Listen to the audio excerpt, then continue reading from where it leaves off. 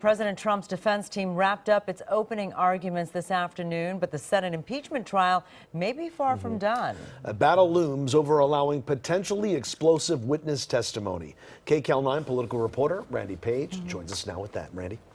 Let's see where this goes. Here's where we stand tonight on the impeachment trial. The arguments are over. Tomorrow the questioning begins, and Friday senators just may vote on whether to allow witnesses to testify. Some people claim Republicans don't have the vote to block witnesses. Others say they do.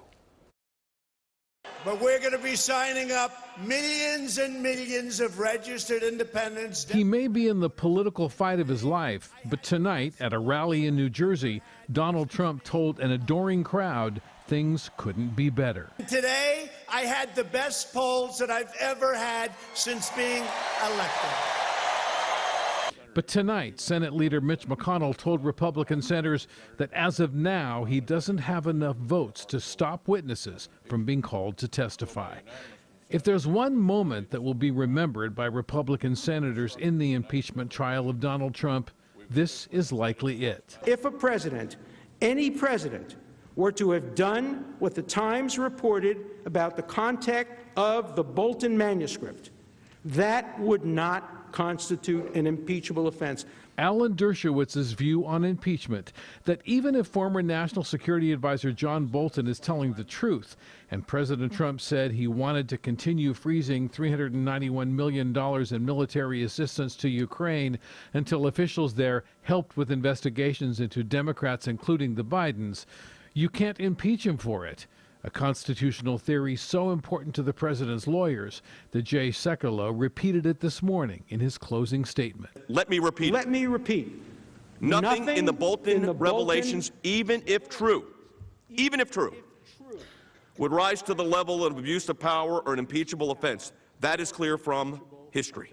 The president's lawyers are hoping to convince Republican senators there's no reason to call John Bolton as a witness, because even if what he says is true, it doesn't matter.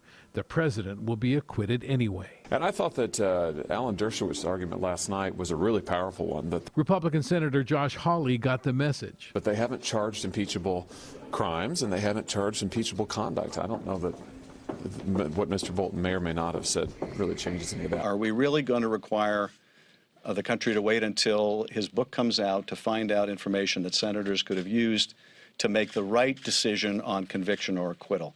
Democrats need at least 4 Republican senators to vote in favor of calling witnesses, and so far 3 have said they're open to the idea. It is very likely that I'm going to conclude that, yes, we do need to hear from witnesses. Last night, former White House Chief of Staff John Kelly said, "I believe John Bolton."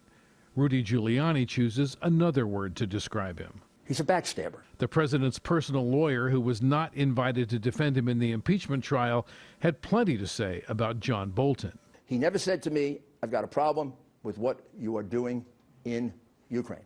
Never once. Never winked. Never sent me a little note. While Bolton is reported to have said Giuliani is a hand grenade who's going to blow everybody up, it appears Bolton has lobbed a hand grenade of his own into the impeachment trial as he waits to see if the Senate will take him up on his offer to testify.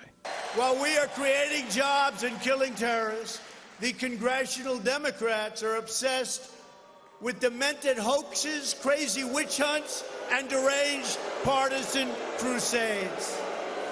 Tonight, President Trump took more shots at his favorite target, the Democrats. Look at what's happening to their cities. Los Angeles, it's so sad. What you see is so sad. With the homeless and the way they don't take care of the homeless, they don't know what the hell they're doing. So the next 2 days, senators from both sides will have a chance to ask questions. Then the handful of undecided senators will have to decide how they'll vote on the question of witnesses. Tonight, Mitch McConnell says he does not have the votes to stop witnesses from testifying. But as we've seen so far, between now and Friday, when the vote is expected, anything can happen. And that's why we have to stay tuned. All right, Randy, thanks so much.